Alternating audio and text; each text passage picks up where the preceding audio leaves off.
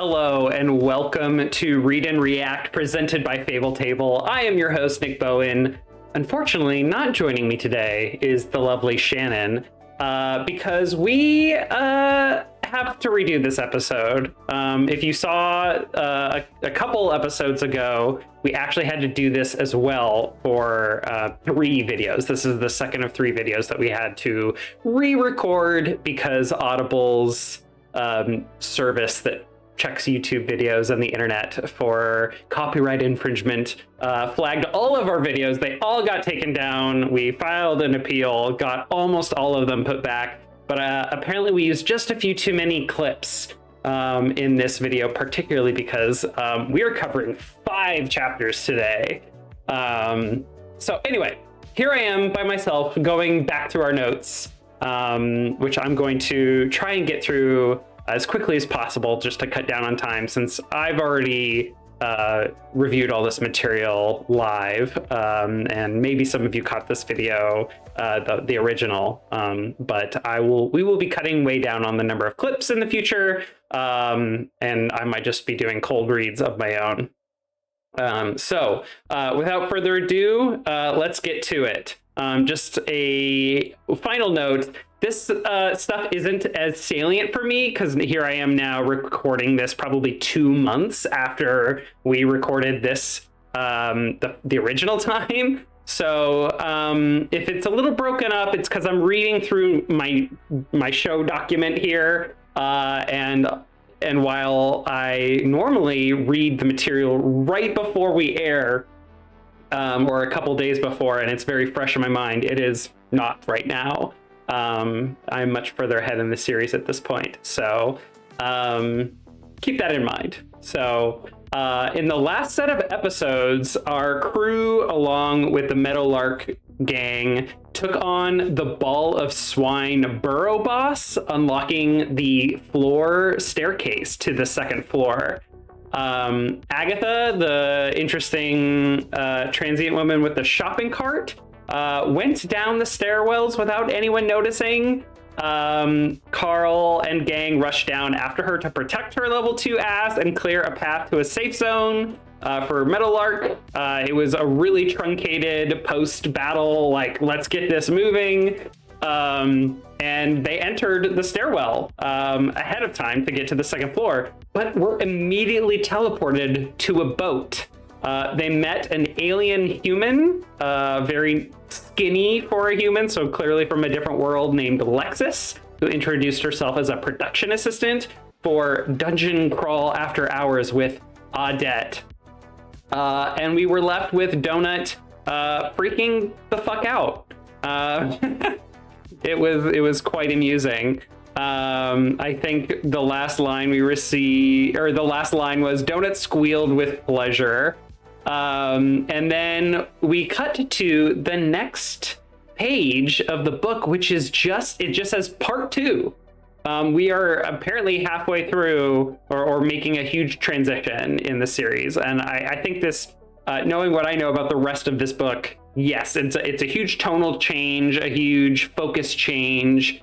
We're shifting out of the experience of being kind of drawn into the dungeon and learning what it is to just be a crawler, to moving kind of past this bit of tutorial into, like, there's a much bigger world out there that is outside of the dungeon, that is all manifested and boiled into your experience and what you have to deal with, which we learn from Audette.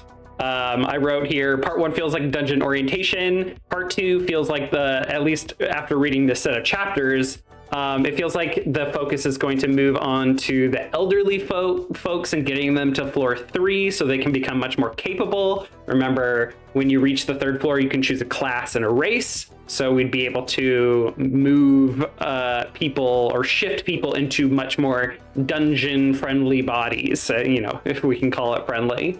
And there is the added kind of gamification of viewership and sponsorship, and it just becomes clear, like, they are a part of a show, not just a part of, a role-playing game. So Lexus welcomes them. They're waiting for about 20 minutes until the show starts. She invites them to relax and enjoy treats at the bar. She says, we are on Earth still. We are in something called a production trailer. You are still in the game technically, but there are spaces like this that we can kind of pull you in and out of for shows and some other functions where you won't have access to your UI, and there's just generally different rules. She apparently at one point touches Carl. She reached forward and touched my shoulder. She felt hollow, almost weightless, like a bird. I think part of this, especially given like the description of how light and small she is meant to convey how tiny she is, but also Carl still has his like AI game enhancements. He is super strong. So there's a lot being conveyed here. The fragility of his strength is still here in this space, and some of the rules still apply, and how fragile the production staff are compared to him. Alexis smiles at them, and like there's some more chatting. They run through what's about to happen, what they can expect on the show, what not to do. It's kind of like, hey, you're a guest on our show. Here's the ground rules. Donut is immediately in her element and is asking, like, are we getting makeup? What should we call her? Should we call her Audette? Is this going to be live or taped? What's the tone of the show? And Alexis just like smiles at this, is probably not used to crawlers being familiar with the show business. But they are also just completely covered in blood, which may or may not be par for the course. Alexis explains that the studio and Audette are not really there, unlike Alexis. I think I keep calling her Alexis. Her name is Lexus. You'll go into a room. It'll be like your holodeck from Star Trek. There will be a couch and nothing else. And then we begin to learn a little bit more about the politics, the kind of bigger depth to the dungeon crawl. Dungeon Crawl After Dark with Audette is a private production. It is not censored. It's a production that pays for itself and pays an advertising stipend to, I imagine, they might have said here, but they might pay it to the showrunner of the crawl, meaning Warrant, or they might pay it to the syndicate, the large government. This show is produced by the Titan conglomerate. Quote, it is the largest, most tunneled private program in existence. So Lexus has made a name for herself, and this is a huge show. Dungeon Crawler World Earth is owned by the Syndicate government. This season is produced by she stops herself, the Borant Corporation. And then later and throughout the rest of the chapter, we learned that what she was about to say is the term mud skippers, which Borant and other Kuatin see as a derogatory slur. Finally, Lexus says, make a good impression, have fun, just be yourselves. Donut then goes on to dismiss Lexus. Thank you. That'll be all, she says. And then she tells Carl, I'll do the talking, and immediately begins to try and like clean the blood off herself by licking and grooming herself. She goes on to justify this call, that she be the one to talk, because Carl's like, what are you talking about? Why? Every cat show I've ever been in has been an interview. I am bred for this. Carl retorts, having a judge shove a finger up your ass doesn't count. Oh, you're so crude. This is why I do the talking. And Carl begins to explore the boat a little bit. He notes that it is, there's an open window, but there is a invisible material stronger than glass that is kind of like insulating it. and keeping them from getting out, or perhaps protecting the boat. They eat some of the food. They try and take some of the food into the inventory, but they cannot. Lexus calls them in, smile and wave, smile and wave. This is Lexus's version of, get out there and kill, kill, kill. They're receiving lots of direction from all of the different staff, even directly and indirectly involved in the production of the crawl. They both walk out to raucous applause. They had been instructed to walk all the way to the couch, but Carl, kind of caught in the moment, pauses. I think he's a little blinded and a little stunned at the sheer number and types of aliens that are in the crowd. Donut does the same. She pauses and immediately does her little wave, holds herself up, swishes her tail a little bit. There were many, many aliens, including pig people, like from the Ball of Swine. He saw a skyfowl, Kuatin that looked really strange, and many other species of aliens. And then we see Audette, and we get, quite frankly, a really overwhelming and confusing description of Audette. I'm just going to read. It's kind of long. Looking upon the woman, it was difficult for my brain to put it all together. I kept thinking, what the fuck? What the fucking fuck? Over and over. Part crab, part praying mantis, part centerfold for Jugs Magazine's Freaks of Nature issue. I just stared, not able to tell if I was looking at one creature, or two, or five. But then she moved and something clicked in my brain, allowing it all to come together. Audette was a naked crab tar wearing a bug mask. The lower body of the woman was entirely crab, black and red with a lumpy shell and multiple chitinous legs. The shape and makeup of the shell was that of a king crab, but the size of a brown bear. Her body seemed completely separate from the rest of her form. The legs crowded one another, unable to tuck themselves underneath the desk. The legs seemed to twitch on their own accord, malevolent, ready to strike. Her triangular bug head was black with mirrored compound eyes the size of footballs.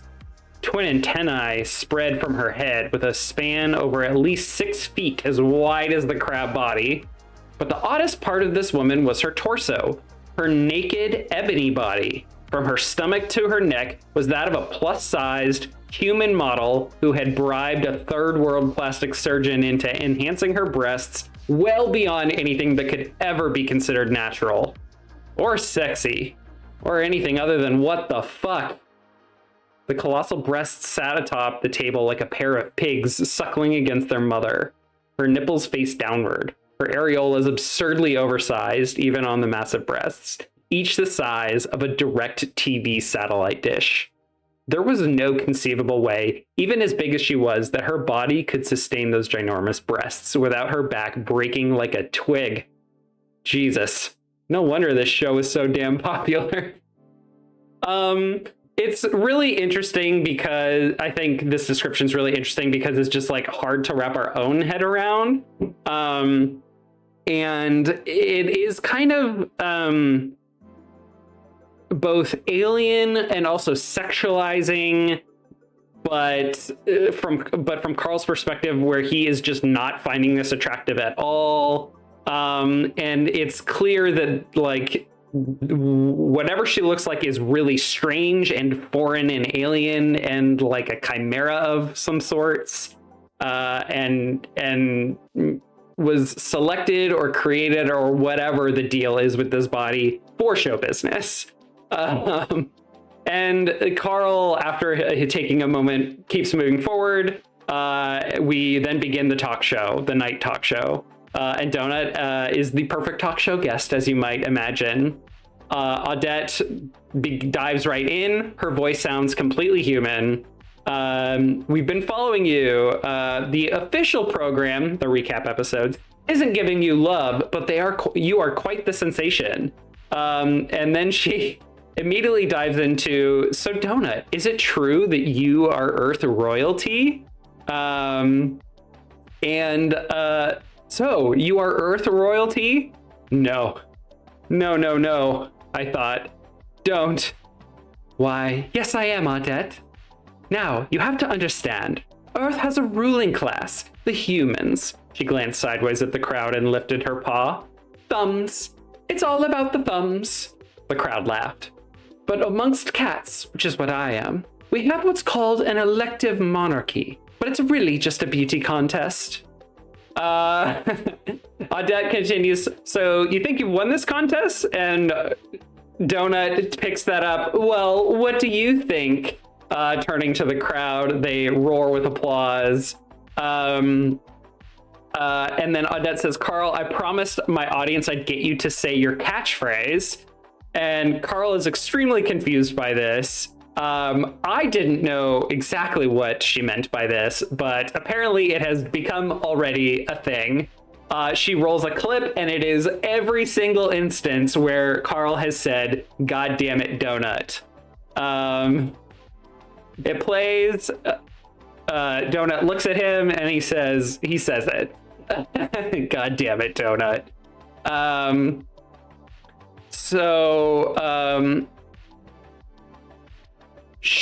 Audette continues, so we're looking for some insights from you. Like, what were you thinking at these points in time? And she immediately begins to ask questions about the Hoarder fight, the first boss, the one where it was clear it was a human woman that had barely been, like, removed from her mind and experience, but her body had horrifically changed. We get some clips from that fight playing. Let's go back to one of those clips we just watched. I was hoping to get some insights from you guys. Of course, Donut said. That scene with the cockroaches reappeared. I heard my own voice call out, "A little help here?" It was the final moments of our battle with the Hoarder. My stomach dropped watching that scene from above. The camera focused on my own face. I was stricken with how scared I looked. The blasting music from the fight was gone. The giant woman was gagging and sobbing, and the visceral sounds shook my bones. And it goes on. The clip ends, and the audience screams with laughter. That irked me. Clearly, there's this dichotomy between how Carl experienced the fight in the moment, how he's still experiencing it now, from a place of horror, and the audience and Audette are sensationalizing it and attributing it to ironic violence for entertainment. No, Carl, Audette said. Her breasts made a slight sloshing noise on the desk. What are you thinking here when Donut wasn't helping you? It happened so fast. I wasn't thinking anything. And you, Donut, you saw him there, surrounded. You're stronger than him. Audette waved her hand, and our stats appeared floating in the air above us. Wow, a lot stronger than him. Yet here we are. Carl handled it like the champion he is. And besides, darling, if he was in real trouble, I would have certainly helped, like I did with that juicy boss we faced. She looked at me. What was his name? Juicy? Juiced? The Juice? Now that was a fight, wasn't it? And I love this because Carl is kind of shocked here, it seems. At least that's my read of it. And Donut just continues to, be in her element. She both plays up her in the moment fear and she downplays that. She kind of justifies like, oh yeah, Carl is really strong, playing him up. And then she immediately tries to pivot while like calling Carl a champion and being like, and wasn't he a champion in this other fight? And I felt like she was being aware of his emotions and feelings in this moment and pivoting the conversation away. Very masterfully, saving face, being a great guest while also being sensitive to Carl. Because yeah, in this moment, Carl's completely caught off guard, and here Donut is bailing him out with her skills. This goes on with the crowd eating out of Donut's paw. The lack of pants of Carl's gets brought up a lot. They laugh about Carl being kind of memed as the worst, the worst dressed in the dungeon. And then, and you kind of get this sense that Audette is moving into like serious topic, into something funny, into slightly serious, into something funny. And she just has this kind of like the natural kind of flow that you feel in late night shows, especially comedy shows. It feels very masterful, and you kind of get the sense that she is an expert host. She pokes and prods, but doesn't really push. So then they bring up Meadowlark. She asks, so what are your plans? What do you intend to do next? Are you staying with Meadowlark? That's the plan for now. Let me get into voice. That's the plan for now. It depends on what we find on the next floor. She flicked her tail a few times. But I want to tell you something, Audette. She stood on the chair facing the audience. I promise all of you, you guys are going to want to follow me and Carl. You're going to want to favorite us. Because whatever it is we face, we're not just going to kill them. No? Audette asked, amused. Oh no, we're going to kill them big. We're going to kill them with style.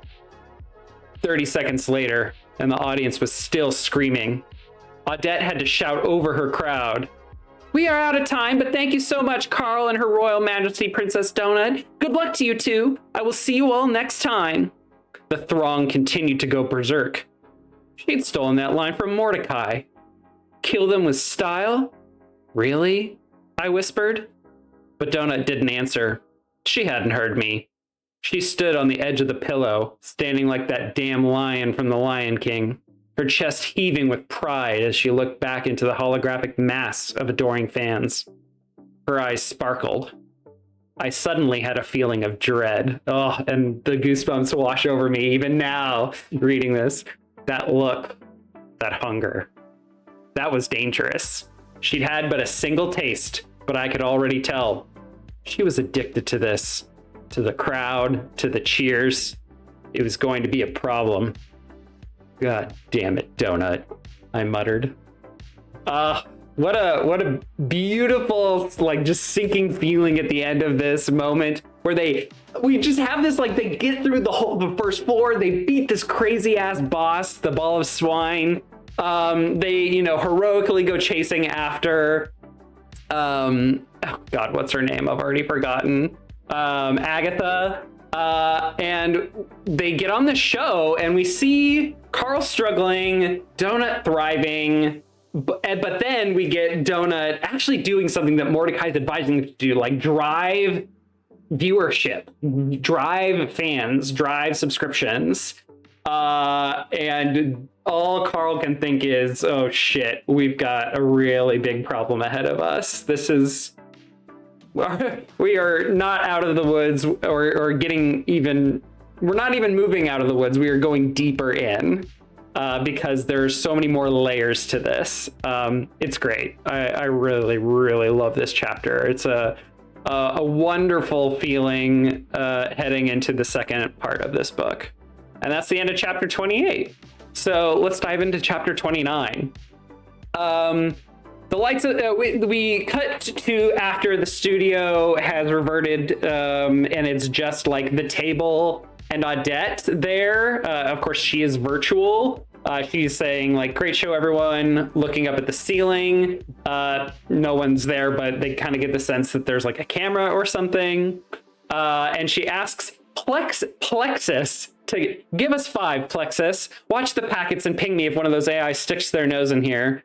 I want to talk to our guests for a minute without anybody snooping. Yes, ma'am. And she closes the door. Audette looks at Donut. I do that too. Pretend to not really remember someone's name. You should see them preen when I suddenly do remember. You, Donut, are a natural. Great job. We had that Lucia Marr and her 2 mongrels on stage before you, and that little psychopath does not know how to work a crowd. One of her dogs mauled my producer. It's a nightmare. God, I gotta get out of this thing. Give me a moment. So she's about to change, which is interesting. She's remarking on how great Donut is. She shows us some character and how she's kind of a bitch to Lexus. And we get this kind of sense that Lucia Marr and her dogs are not good to work with, which seems like a small detail right now. And let me tell you, it's not small. And Odette gets out of her work attire. I watched in horror as the alien reached up and removed her own head, but it wasn't a head. The praying mantis skull was actually a helmet.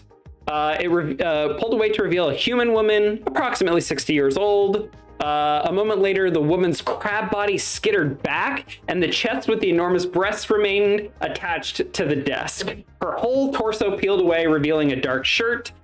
She had a necklace with a heart on it. Interesting little detail that I still don't know anything about.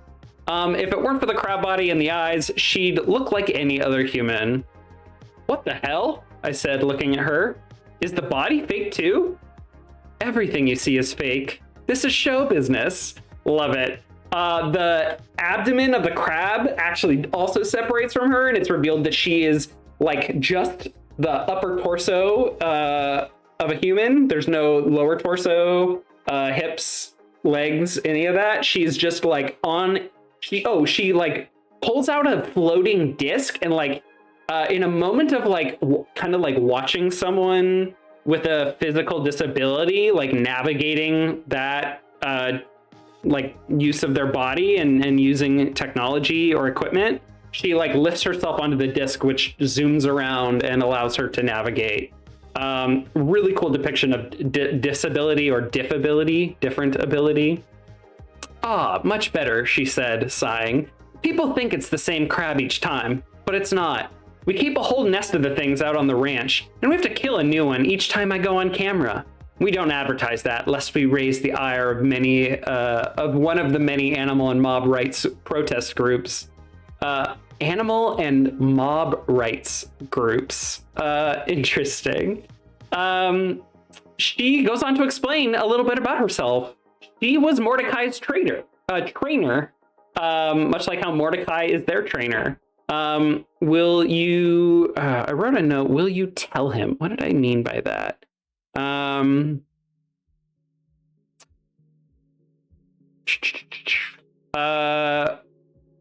was his trainer. In fact, that's how I found you. I keep an eye on him, and I watched you guys as you stumbled into his guild room. So can I count on you? Oh, can I count on you to send a message to him? Yes. Good. Now don't talk about this. The mud skippers won't like it. Don't say that phrase in the dungeon either. They tried to get it listed as hate speech. They are the Kuatin, or Borant is run by the Kuatin. Nobody likes the Kuatin, at least not their system of government. Borant is a different story. Borant is a bit better than the Kuatin in general. Some of the Borant people are okay, but the Kuatin government is putting a lot of pressure on Borant.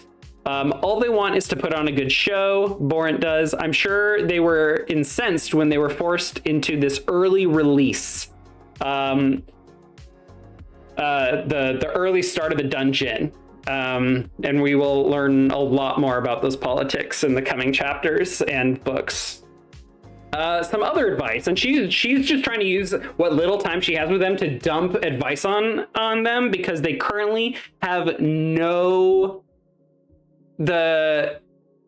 Borant and the system AI cannot monitor them right now. So they have actually this little sneaky kind of spy. It feels like a spy thriller, actually, the way that they have to navigate the like constant presence of the AI and staff and viewers. And that becomes a long running feeling, which I think is really unique to this lit RPG is the kind of spy thriller feeling, or being part of kind of like a resistance, even though they're just crawlers trying to survive a dungeon, but just like the wanting to rebel and resist, but constantly being under observation.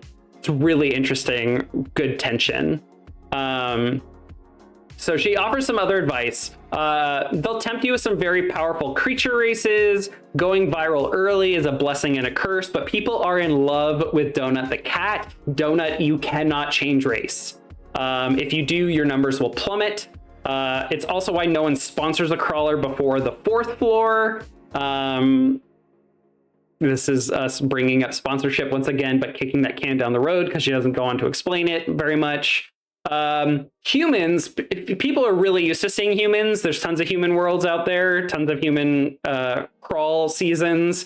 They can change, but don't do too much and you'll be fine. Mordecai will guide you through the process of picking a class and race, but he won't be able to steer you. But he will give you clues. Listen for them. She kind of goes back to talking about the outfit. I think because Carl asks, like, what the fuck? Why are you wearing that if people don't mind humans? And she's like, well, I was a crawler and that's what I wore when I was in the crawl. It was my armor. So she has built on her brand, the brand she had as a crawler who made it to the 11th floor and got quite far. She then goes on to talk about some more advice. Also, if you want pants and shoes, stop bitching about it. The system is rigged. And if you keep bitching about it, you won't get them. So it's like I suspected. The loot boxes aren't really random. Of course not. We learned that she lost her legs on the 11th floor, and that's why she wears the crab body below where her torso ends. And immediately afterwards, as I was recovering from the fight, I received a box with a floating disc. It allows her to fuse parts of creatures to herself, or she also got an item that lets her. I'm misremembering. Maybe the disc allowed her to do that, or she just got an item to let her kind of like fuse creature body parts to herself. Here it is. I lost my legs to a fiend scythe on the 11th floor. I was all but dead. I dragged myself back to a safe room, opened my boxes, and I received this. She poked a black belt around her waist, just above the line where her legs were gone. In a gold box. This is a legendary item at least. It allows me to attach body parts of other monsters to myself.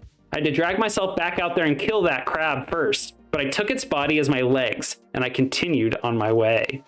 Your legs don't grow back? No. If things get severed in the dungeon, they don't grow back. But that's not the point. People were watching me.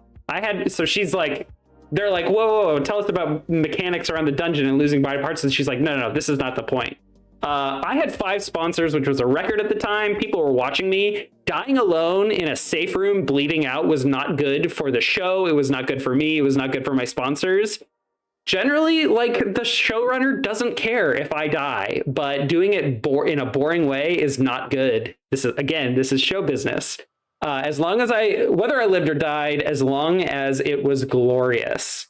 And she's really honing in and really drilling down into, like, you need to think like these people. You need to understand the core values at the heart of the work that they are doing to produce this show, the system design, the narrative design, everything is designed to produce profits.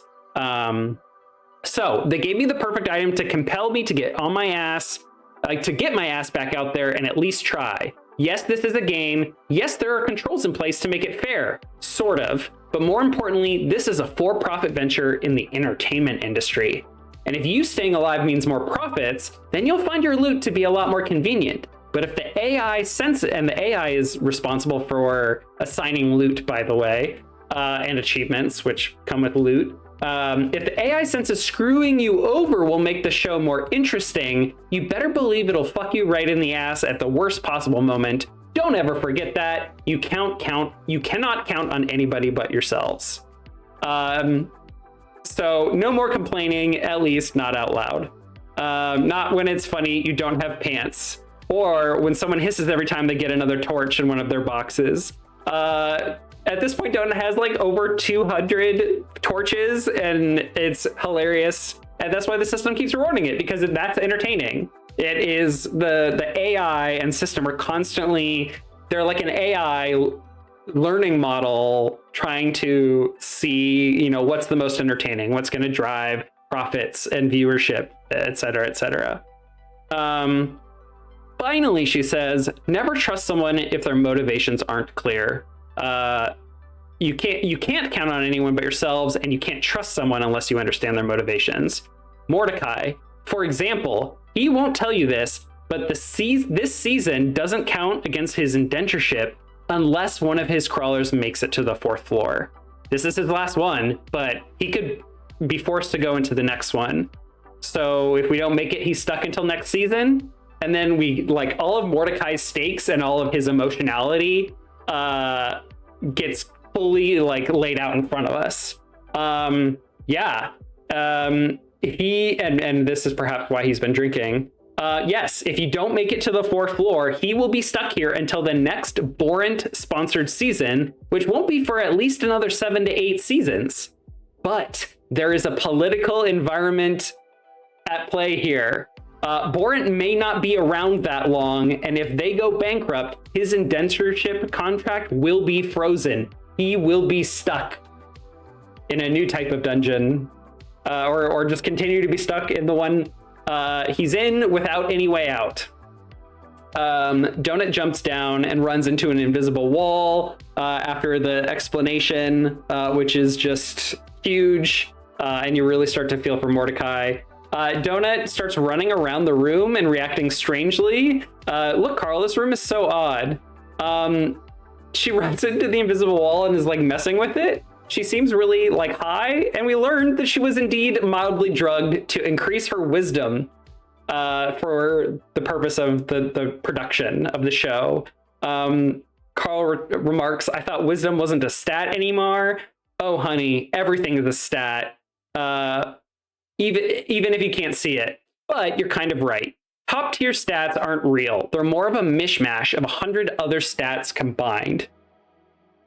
So, for example, like strength isn't, you have a strength score. It's, strength is a total combination of, the capability of all of your muscles, your respiratory system interacting with those muscles, your nerves. Like it's a combination of all the things that we collectively call your strength. And as they're running out of time, Carl asks her a really interesting and important question. So what are your motivations, Audette, for helping us? Besides wanting us to, or wanting to meet us and get a message to Mordecai. I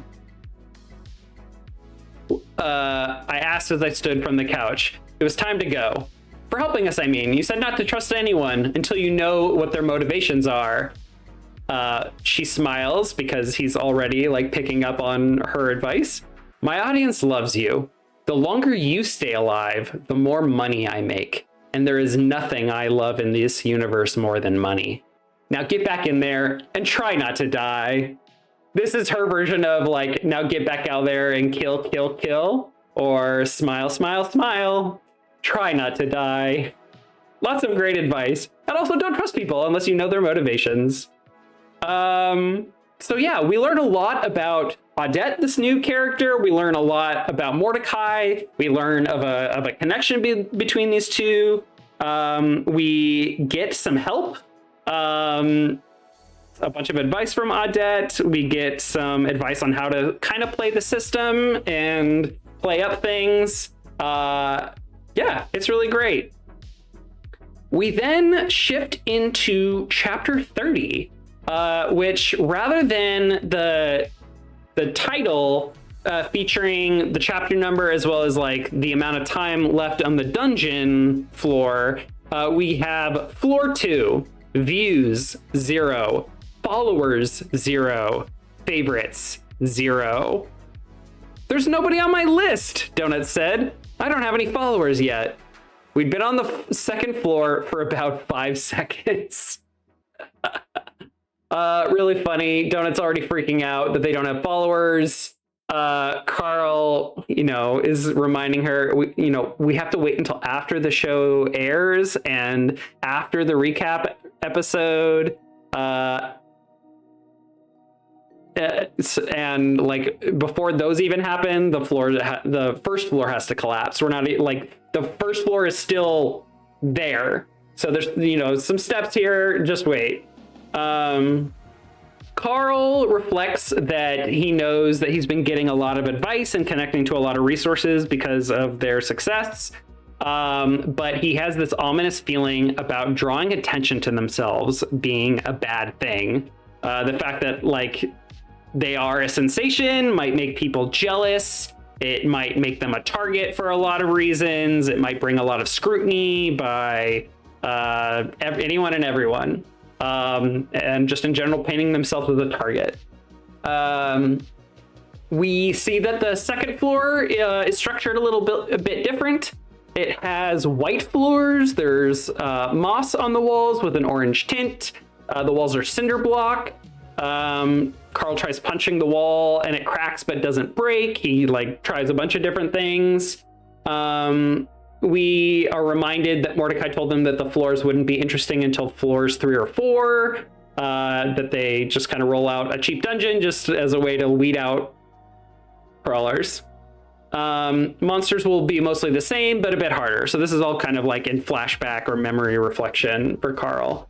And Carl pulls up their map, or rather Donut does, when you zoom out the map, right there, top right corner, northeast. And they immediately, in the fog of war, see a stairwell to the 3rd floor.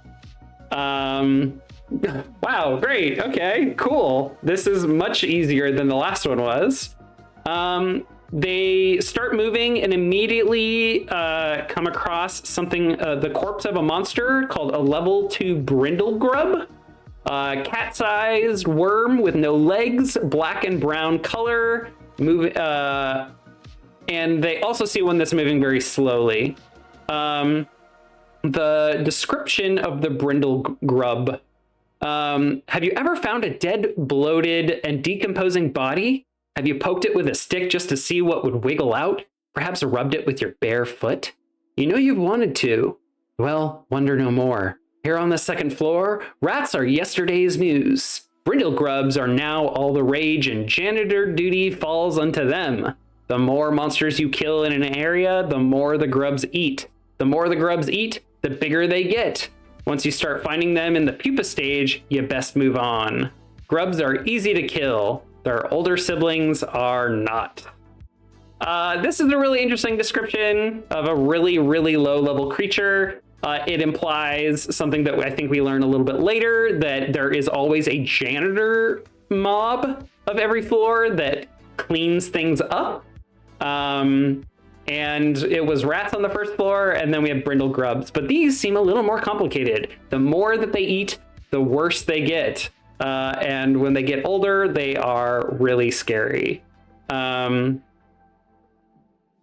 remarks that a toddler could kill these things, that they're in fact even easier than the rats, but that they have to just keep killing them or keep moving.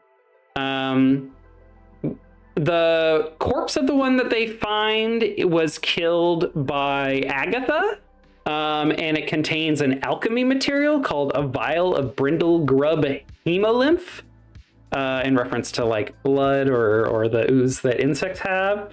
Donut is noticing monsters. Carl remarks that Donut seems to be noticing monsters on the map faster than he is. They're literally appearing on her map faster. Carl suspects it's because she's a cat and she might have some sort of under the hood skill. Carl begins to desecrate the corpses of the brindle grubs.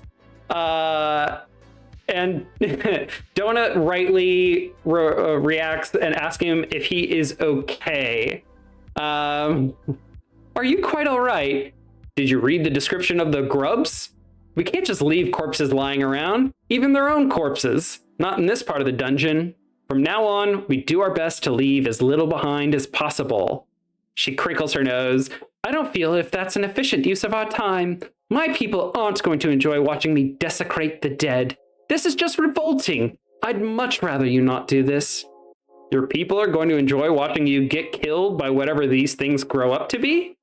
Oh, your people aren't going to enjoy watching you get killed by whatever these things grow up to be. He's like, we need to.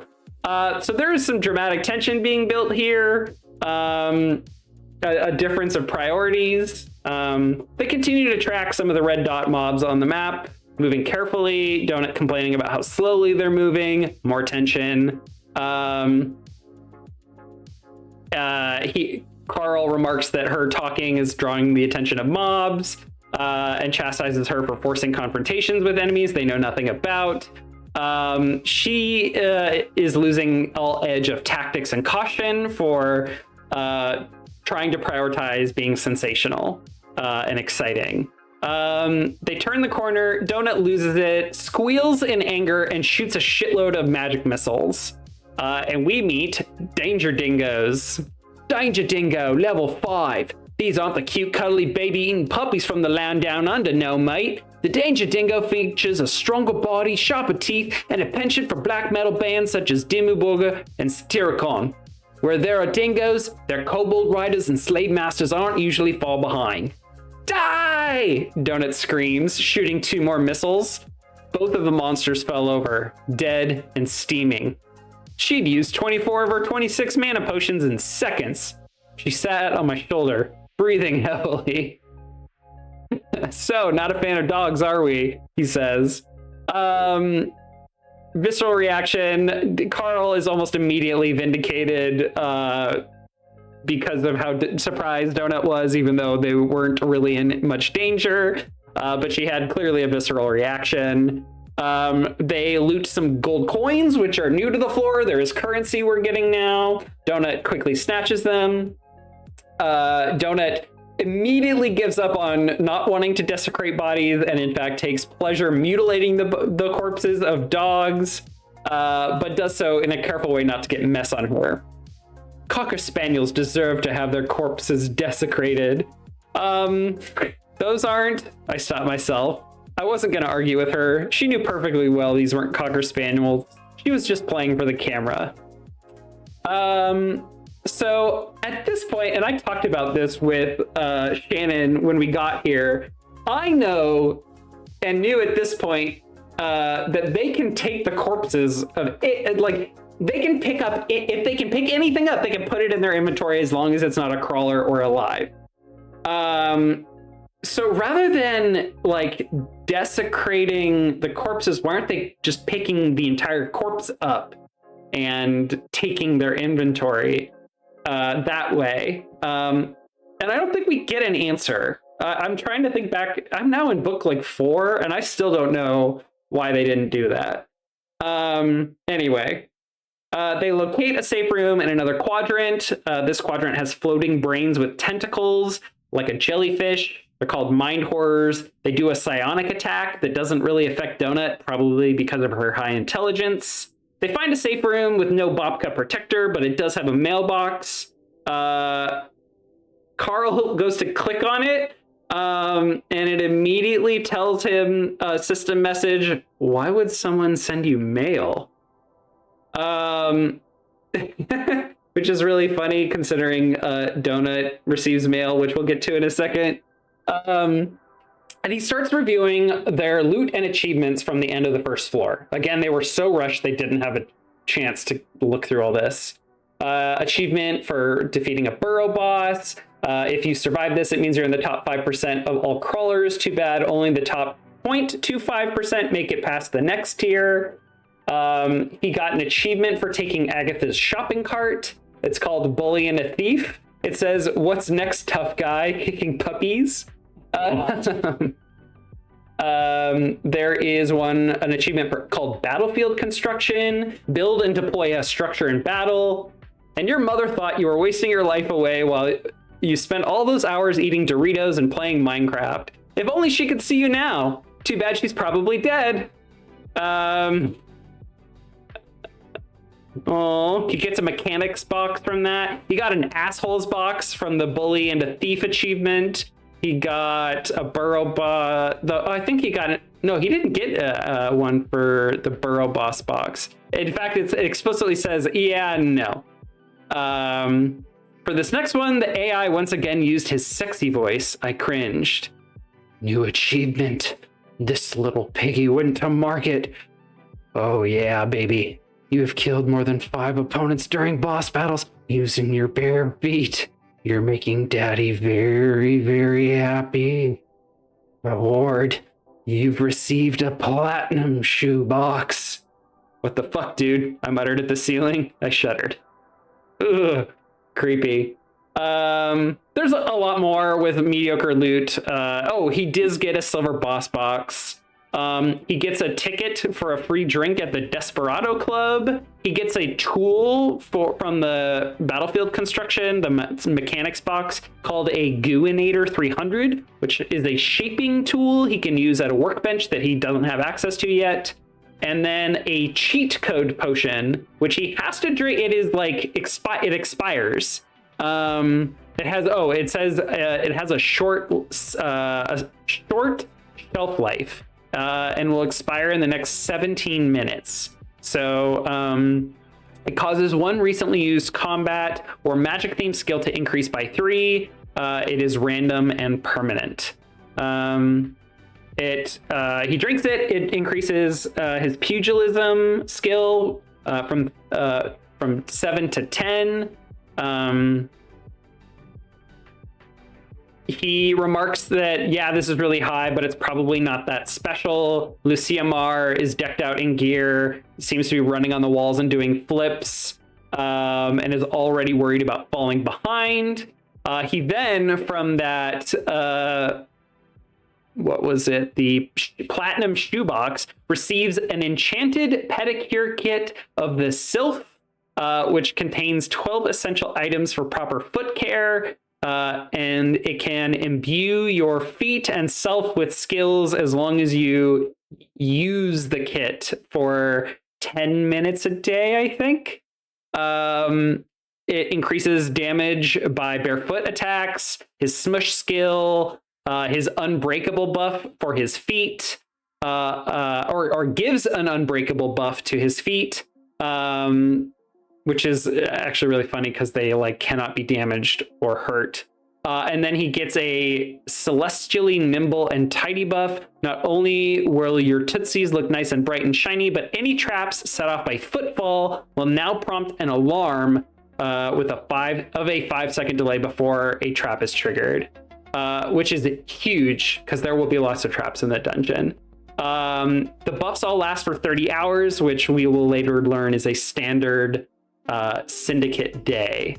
So it's a really cool item that he ends up using. Basically, if you think about World of Warcraft, it's you're constantly before or every time your character spawns or you pull up the game, you smash a bunch of buffs. This is one of his buffs that he's going to now need to do every day. Donut has some mail. She had a boss box that made her a member of the Dungeon Book Club on the first floor and gets 1 spell book per floor. I don't remember her getting a spell book on the first floor for it. Maybe it starts on the second one.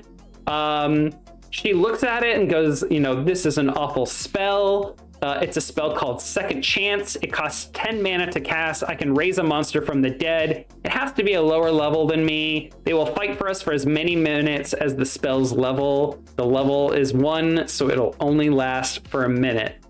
Carl thinks this is badass. It's necromancy. Donut calls it disgusting. The dead are gross enough. It's much worse when they're moving around. It probably groans and stuff too. You know how I feel about groaning. We have a flashback to sexy time between Bee and Donut when Donut freaks out and attacks them, which made them laugh even though they got slashed. And then Carl says, well, whatever happened to killing with style? One doesn't have to resort to gore-themed violence in order to be stylish. Yeah, but imagine raising one of those dingoes back from the dead and using it to kill another dingo, and then raising that one too. You'd be like the Lucia Marked with her 2 dogs, but yours would be zombie dogs. Her eyes got huge. This is the best spell ever. And that's just another wonderful ending, kind of a little upswing in emotion and tone from the last one. A little bit of housekeeping in that chapter and starting the second floor. Chapter 31.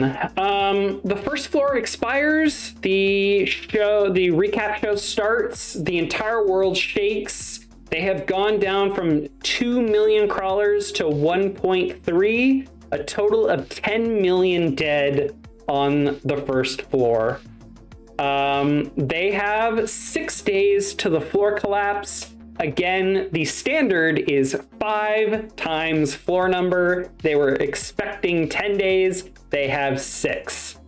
I begin to wonder, so is the XP and loot gonna adjust to fit a curve, or are they just screwed? And I think it's important to remember that and I don't think I realized it at the time when Shannon and I were recapping this chapter, Audette just told us that if the AI system thinks that screwing you over will be better entertainment, it will do so. However, the system, the AI, is also on the other end got a buffer to make sure that things aren't too unfair. So, I think that even though I have new knowledge, I don't feel uncomfortable sharing a new thought that I didn't share last time, which is the AI will adjust to help them and account for the decrease in time. But I think it's also important to realize that if we don't put that together, it is definitely okay to feel even more fucked. And that's how I felt for Carl and Donut when I read this, that they were totally screwed, and all the crawlers are screwed by this decision. It also is really weird because it seems like not only were they rushing to start the crawl, they're rushing to finish the crawl, which is also a very interesting plot point. Yeah.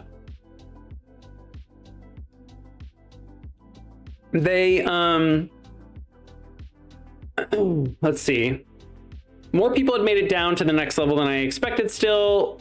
Those numbers, goddamn them. I wish that we didn't have to look to them. In that brief moment, as I helped push a woman that they've like re-met up with the Meadowlark folks, he's pushing a woman named Elle McGibbons in a wheelchair into the storm shelter that they found. Over 700,000 people had died, a third of the remaining crawlers, blah, blah, blah, blah. Thank you, honey, Elle said as I rolled her to the others. Can you put Divorce Court on the TV? My Barry used to watch that show. It reminds me of him. I don't think that show's on anymore, Mrs. McGibbons. That's okay. This character, Elle, is lovely. She's hilarious. 6 of the Waffle House safe room people from the first floor decided to leave. Of the 30 that had voted all to stay and just live out the rest of their lives as the first floor collapsed, but 24 of them ended up actually staying and sticking with that. Carl says good for them in his thoughts. They got some control of their life. Brandon relays that they were still singing when he saw them last. They were partying until the end. Good for them. But the Meadowlark young folks are still continuing to help their elders with bathroom visits and food. Chris is kind of moping. Agatha remained missing. Chris sat in the corner, his head low. He must have been crying. I wanted to give the man space. I think that's really interesting that they are depicting Chris as really sad here.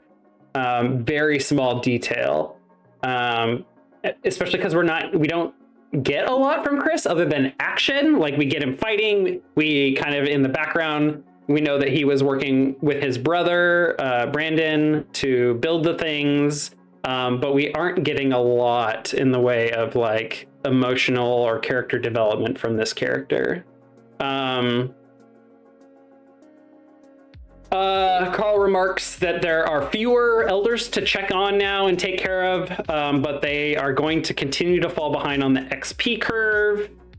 Chris asks Carl for a favor. Ooh, hang on.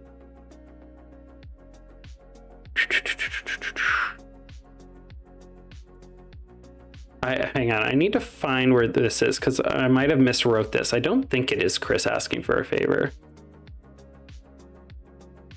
Oh.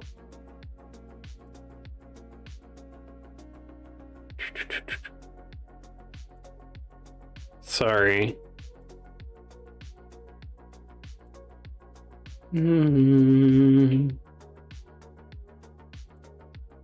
I don't quite remember this. Anyway, I wrote Chris asked Carl for a favor, and Carl already knew. I think it's probably Brandon that was asking, and I wrote it wrong. Because, again, Chris being very kind of nonverbal, probably wouldn't have been the one to ask this. Yeah, because I'm seeing him talking to Brandon here.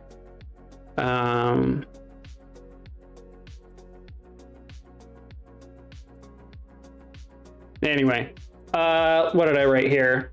They're both thinking about what to do about the elders. Brandon, I'm just gonna say it's Brandon, is talking about like sending them to the 3rd floor ASAP and not waiting around, so that they can get safe, which would give the real crawlers, at least the ones for this floor, time and an ability to like grind and develop their skills and stuff, give them some relief. But no, Chris and the Meadowlarkers want to go in as well to avoid getting separated. We'll scout the way and clear it for you instead. Carl begins to wonder, will they even be able to access the stairwell? Or, oh no, this is my thoughts. Will they even be able to get to the stairwell even though it's so close? Is there going to be another boss? And we're vaguely reminded that they also got some really cool loot, but we don't really get into the specifics. We see that they have like a bunch of really cool equipment that they didn't have before. So they also went through their boxes. Donut interrupts as the crawl recap comes to a really good part. It shows a militia from Africa of like 150 people called Le Mouvement. Had like diminished to about 80 people after an internal conflict. There was a graphic that showed how much ammo total they had, only 500 rounds. Carl hopes that they are training in other weapons, and I think to myself, how nice of you to trust that they won't kill you with those bullets or other weapons. A Valkyrie helmet woman is teamed up with 3 other crawlers that kill a Yeti burrow boss, just the 4 of them. The Carl and crew were depicted for about 15 seconds or so, along with many other groups in rapid succession. There's a shot of Donut shouting, "Here it comes," as the ball of swine rolls up and gets stuck. Donut screaming and shooting missiles. Mugshots of the whole group are included there, except Agatha. Carl suspects that she got edited out because she's dead at this point. And Brandon, wait, Chris said. Brandon's older brother had a deeper voice, and it surprised me when he spoke. This was only the second time I'd heard him speak. There's more to it. She was edited out of the scene.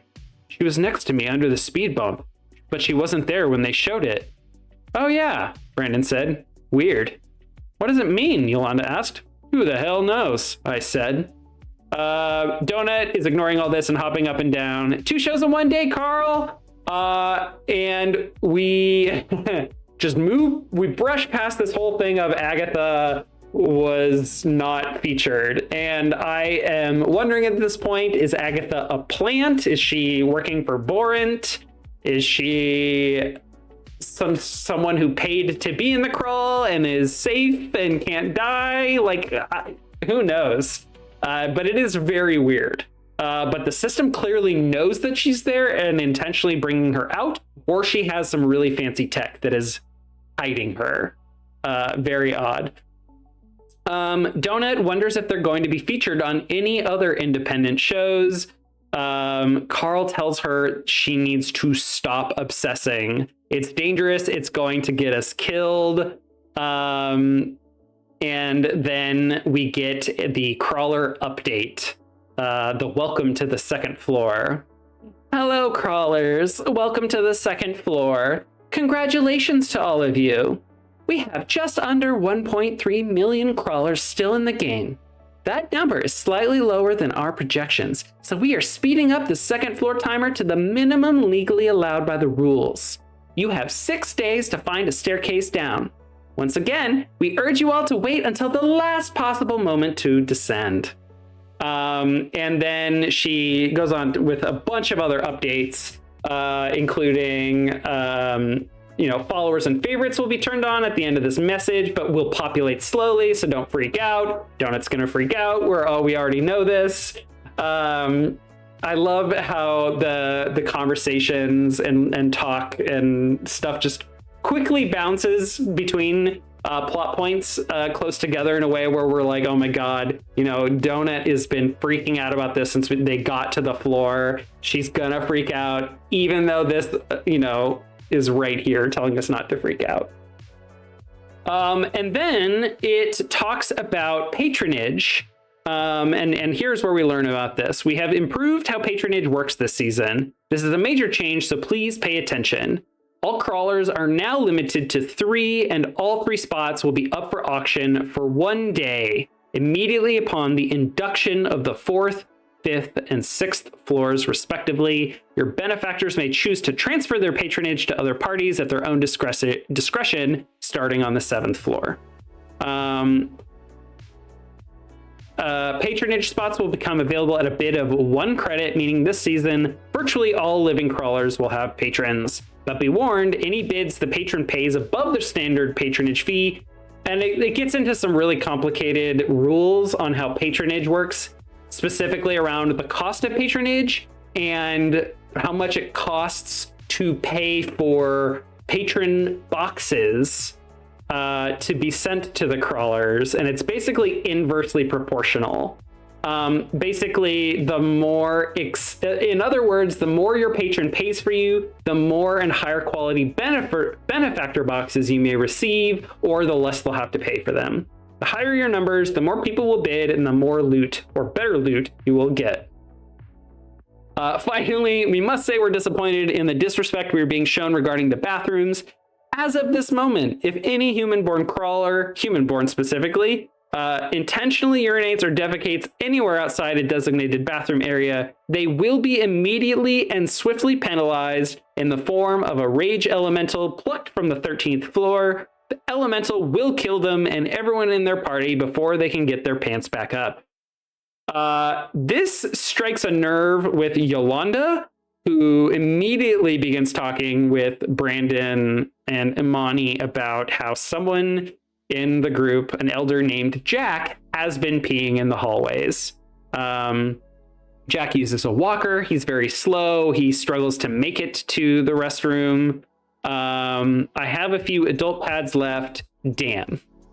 So this thing with the bathrooms that we continue just to not see, and has seemed like, oh yeah, there's bugs and issues with the bathrooms, has become people are peeing in the hallways, has become, we have a crawler in our group who has an issue with this, and we will be killed. So this thing that I thought was just really funny and innocuous has, of course, been pulled to the surface and drawn into the tension. I wrote here, is there simply not technology that can remove pee or transform it, a la, Hogwarts and wizards magicking pee away? And of course we get the kill, kill, kill at the end of the message.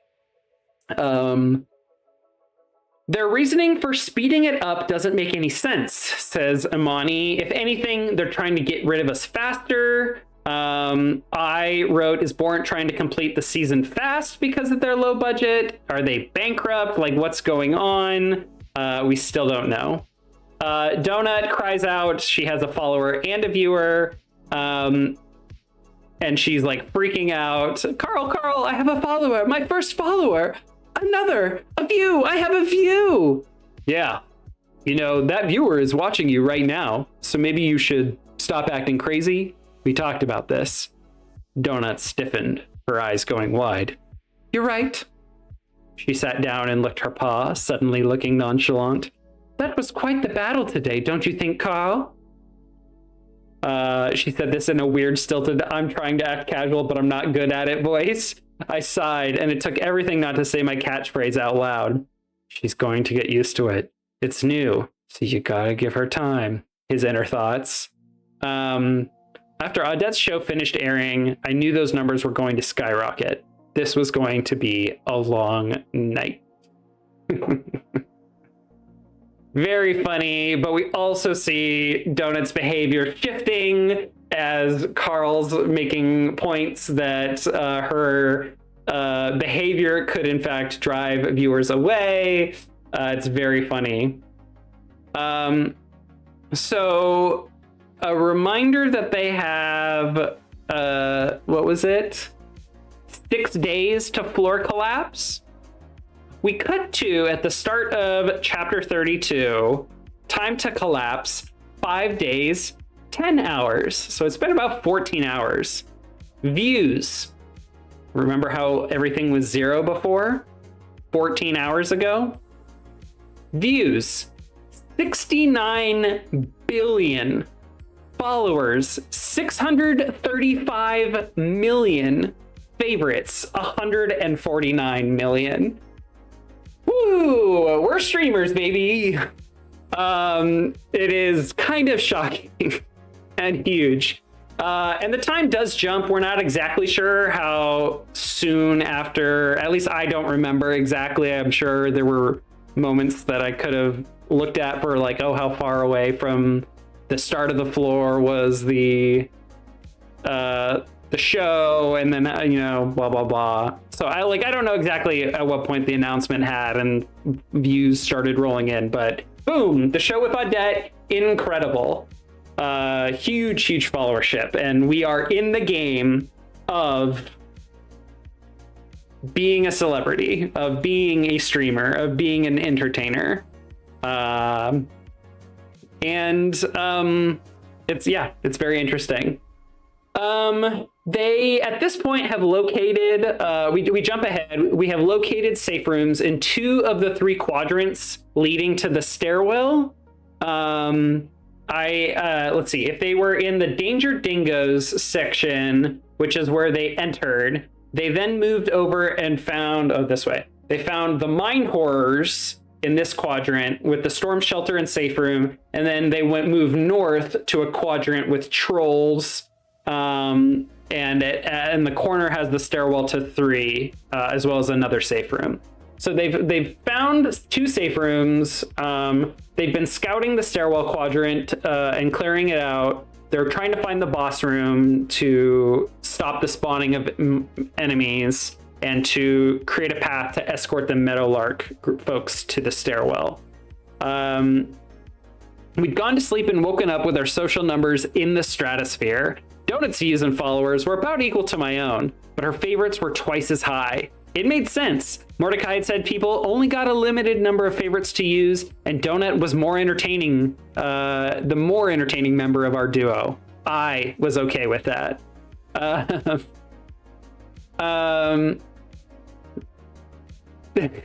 There's a really funny line here, blah, blah, blah. Donut had begun to pay attention to the task at hand as we saw the first few red dots appear on our map, which he was relieved to see. She'd been saying some motivational bullshit about seizing the day and fighting for the honor of our elders, but I think even she realized she was being annoying. A couple followers had ticked away, and you'd have thought that someone had stabbed her in the face with the way she'd reacted. So she gets the shock, she gets the excitement, and then she gets the immediate feedback that Carl's been giving her all along, but here it's tangible. She gets followers and then loses some. So she is getting immediate feedback on her behavior, and much like an AI, adjusting to make sure that it works. It's a lesson in humility, I wrote. That's the way to put that. So they have been walking through the floors. It's kind of a bit of remark on the details of the structure of the floors. The arteries on this floor are narrower. They're concrete floors that are cracked and splintering, leaving rocks everywhere. But because of Carl's pedicure kit, he isn't really feeling it. The sharp little bits. Donut had laughed at him when he tried to use the pedicure kit, but Imani, of all people, taught him how to use the tools. It requires 15 minutes of work each day, or every 30 hours, or I guess whenever he uses it, it refreshes the buff back up to 30 hours. I didn't have to use it all, but just make a showing and actually like look like I'm putting in some effort using it. And he can sense that his feet are unbreakable. I think he remarks like he feels like he could drop something really heavy on it and it wouldn't hurt or damage his foot. They begin to run into some troll creatures in tattered green overalls playing dice. They're small and look like leprechauns. They don't say that outright, but they describe them as small pilgrim-style buckled shoes, mottled skin, curly black hair, runny noses, coughing, wheezing, and snorting. They are equipped with slingshots. Unvaccinated Cluricon Rev Up Consultant, level 3. If you hear banjo music, run.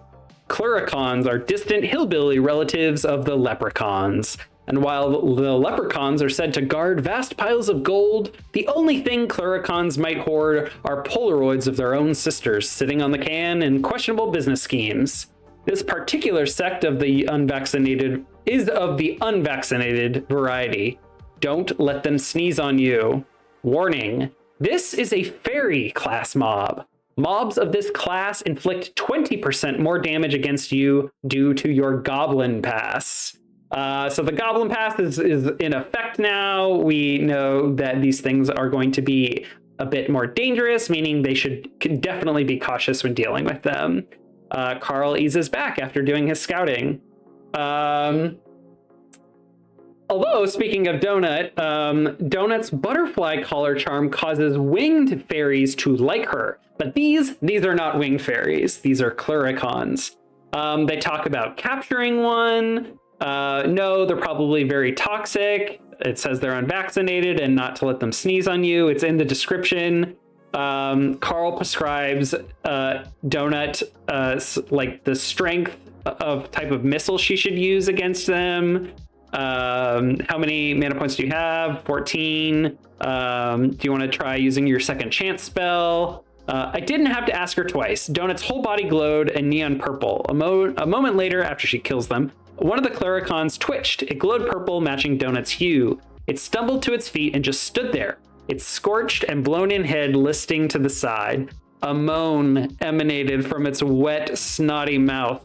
On my shoulder, Donut shuddered. A 1-minute timer hovered over the creature. A clear liquid oozed out of the hole in its head. It moaned again, this time louder. So this is their first time using the second chance spell. Donut hates it. She orders it to rip up its buddies. It pauses, then does it. It's disgusting, and then it falls dead at the end of the minute timer. They are facing a little bit of a dilemma, at least Carl is. They need to destroy the bodies of these things so that they can stop the brindle grubs from eating them. However, they're also toxic. He wonders if they are toxic to the brindle grubs themselves, or maybe they inherit the property and acquire the property of anything that they eat. Donut rushes to loot them, and because she is a quadruped, her interface with the dungeon is a different experience. She can loot things without touching them. They possess loot called toilet grade moonshine, I think. Rev up moonshine. Where's the description? Where is the description? I didn't actually have it on my notes. It's called Rev Up Moonshine. These guys are all described as Rev Up Moonshine consultants. There is a I'll get to that. Let me just keep going through my notes. I'm all over the place here. They leave the corpses behind because they don't want to take the time to get mana to vaporize them with magic missile. But they have gallons of this flammable liquid of moonshine that they could probably use to burn them, but they need something to make the fire. Carl takes their slingshot and tries it. It's going to take some time to get good at, but he needs a ranged attack. he had a slingshot as a kid and remembers that his dad took it, used it, and broke it, promised to get him a new one, and never did. They continue to go around the quadrant killing Cluricons, raising them with second life or second chance, practicing slingshots on them. They get the second chance spell up to level 3 already, which increases the amount of time it is alive or risen, but not the minion level. They find a pamphlet entitled Rev Up, Make Money, Be Your Own Boss, Move to the Next Floor Down. It was just a regular trifold pamphlet. So there is some sort of meta awareness of the monsters on the second floor, that they are monsters in a dungeon. I think we got that on the first floor too. And that they can move down if they are productive enough or successful enough at whatever they're tasked with doing. Very interesting. It is interesting that the creators of the game are also incentivizing the NPCs to work hard and are kind of, they've also placed the NPCs in the dungeon similarly to the crawlers. My question, I think I asked this a couple episodes ago, about the nature of the NPCs. Like, are these former crawlers? Are these people that have been hired? Still not really clear. And it will not be clear until the second book. But it's very interesting. What else does it say? They look at the rest of the pamphlet. There's several little phrases that say things like, you're the boss now, your own hours, it's not a pyramid, and safe exclamation mark asterisk. Donut asks about becoming consultants. Maybe we should do that. We could make some money. Carl says it's satirical. It's just like when B sold the leggings.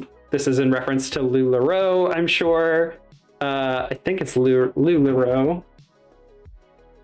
Is that the legging? It's a multi-level marketing company known for its distinctive clothing, particularly its leggings. Yeah, it's referring to LuLaRoe, which I think was actually based in Seattle, which is where Donut or Carl's from, and B. So that makes a lot of sense. Donut had peed in a box of her leggings, B's boxes of LuLaRoe. Besides, we can just kill them and take it all, says Carl. Donut at one point, as they're turning a corner and attacking more Cluricons, misses. It runs extremely fast and punches, and Carl punches it before his gauntlet can form. He gets infected with the taint. The taint. Having the taint is like having the giggles, or like having the time of your life. But instead of it being a good thing, you are balancing on the precipice of death. You may not heal your health using any method while you are inflicted with the taint. At this point, I missed the next line when right after he says, fuck, a blinking 5-minute timer appeared. In a panic, I pulled up my health screen to see what it was, and then we get the description of the taint. So I missed that there was a timer. I thought he was permanently affected by this until he can remove it. But it's important to note this is just a timed debuff. Despite all of the resistances to status effects that Carl has, nothing protects him from this. He was afraid he was going to die when he got the status before he read it. His panic feels very authentic and real. We're not fucking around with these guys anymore, he said. Give me a minute to think. And then we realized that they have, at this point, collected 25 jugs of the Rev Up toilet grade moonshine, which the UI describes as a highly flammable accelerant liquid that causes explosive fumes. Will not activate until introduced to flame. It is 180 proof. This moonshine will take the hair off your chest and then put it back on. The Rev Up version is distilled using 2 types of sugars. The slime trails left behind by the passage of the brindle grub, and a secretive proprietary source created exclusively on the dungeon's second floor by the Rev Up company. Jugs of this concoction are highly sought after by the drinking establishments that populate the 3rd, 6th, 9th, 12th, 15th, and 18th floors. We'll learn more about why that's those floors specifically later. Drinking a swig, defined as 1.5 ounces, of this potion, in air quotes, will immediately cause you to gain the shit-faced debuff and has a 50% chance to render you blind for a period of 30 hours. A 5% chance to immediately kill you, and a 45% chance to permanently raise a random stat by 2 points. This is interesting. You could farm stats doing this. However, you will be blind for 30 hours, 50% of the time, 10 out of 20 times. 9 out of 20 times, you will get a stat increase. And 1 in 20 times it will kill you. I could see someone deciding if they had a lot of time left and they had cleared out a lot of neighborhoods. Let's say they had 33 hours until the dungeon ended. You could sit there and take a couple shots back to back to back, because those 30-hour blind stats probably won't stack. And if you have someone that can protect you or find a way to keep yourself safe, good for you. But there's a chance it'll kill you. Not great.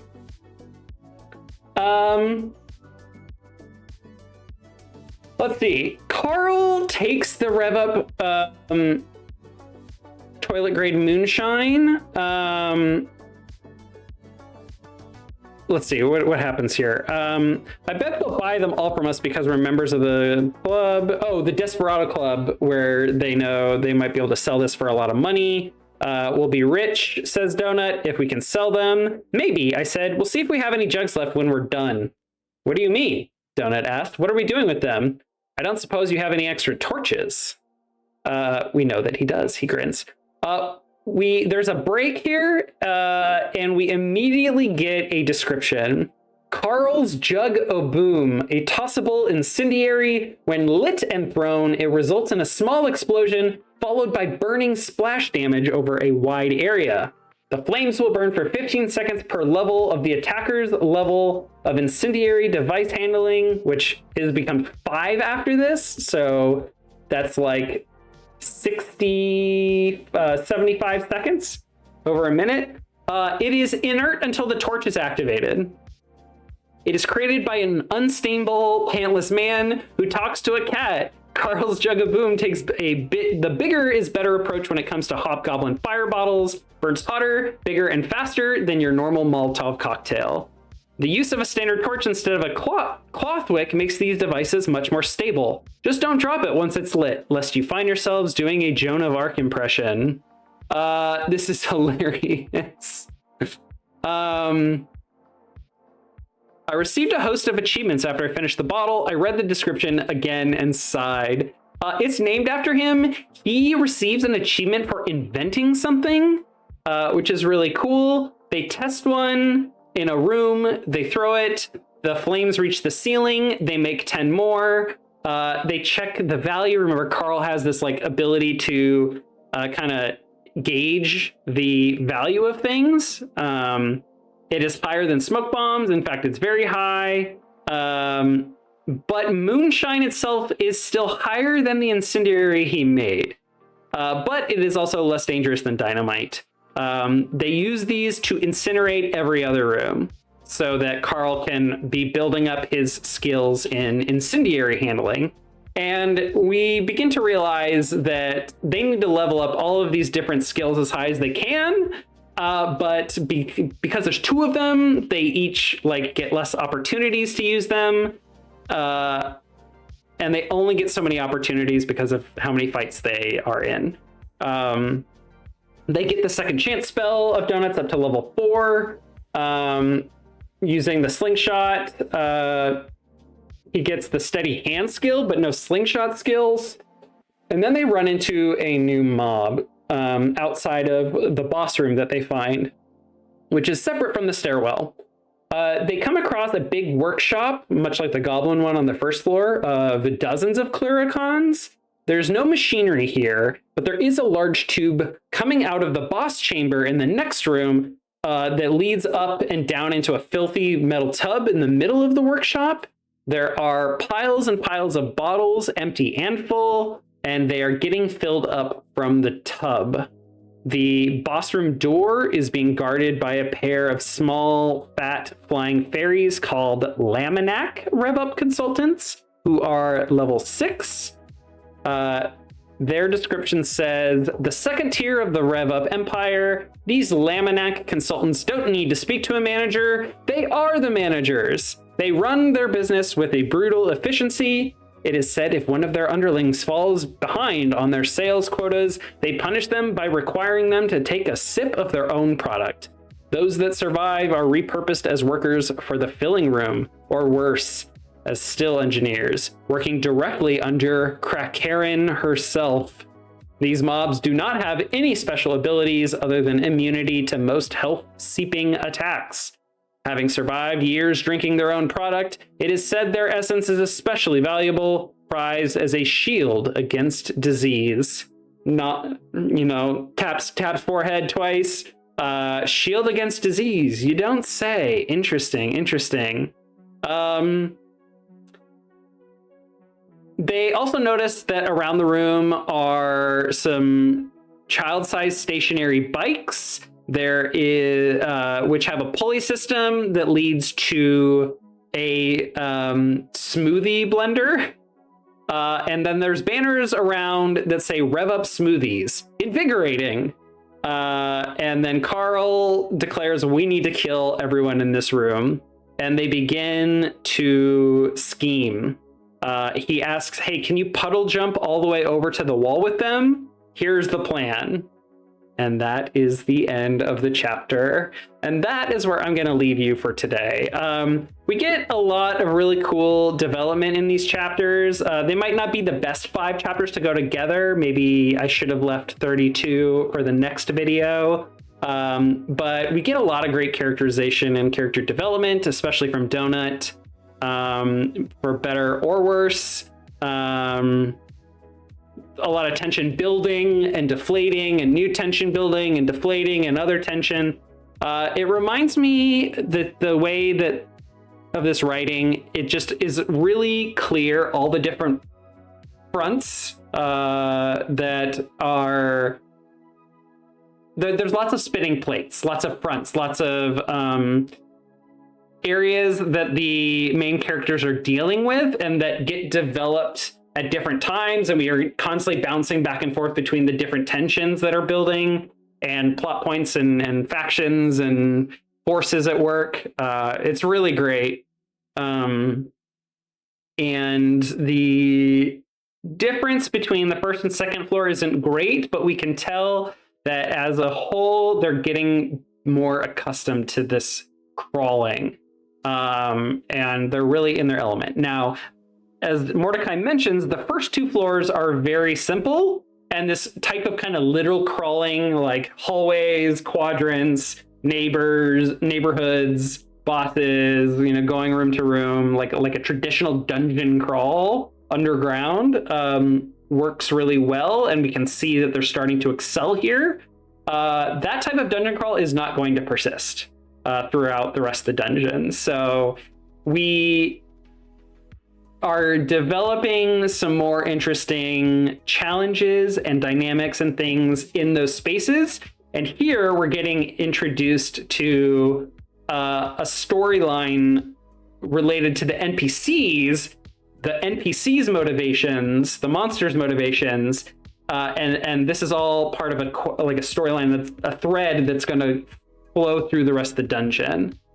This notion of monsters working for organizations to progress, a hierarchy of managership opportunities, and basically sets the monsters as a sort of separate working class from the crawlers, who are also treated as a sort of working class working for Borant. Really, really interesting stuff. This first book does such a great job of setting up all the dynamics of this world. Yeah, really great. I've been talking for an hour and a half. So that's where I'm going to leave you with this episode. If you liked the episode, if you had your own thoughts, if you have questions for us, put them down below on the YouTube video. We really appreciate the feedback. I have one more video to do, refilming the next set of chapters, which is going to be chapters 33 through 36. So definitely read those before you check out the next video if you are reading along with us. And after that, we will get back to releasing more videos on the Read and React series. I'm sorry that it has taken so long to get these back up. There was a lot of life happening all at once with moving to Portland, looking for a job, and then kind of just struggling with all of that life stuff while videos were also getting taken down, attempting to get them back, getting most of them back, and then not getting contacted back when these three weren't. So I have resigned to just refilming them, and I appreciate your patience as we figure this out and get back on track. So see you next time. We've been Fable Table. Thank you so much. Bye-bye.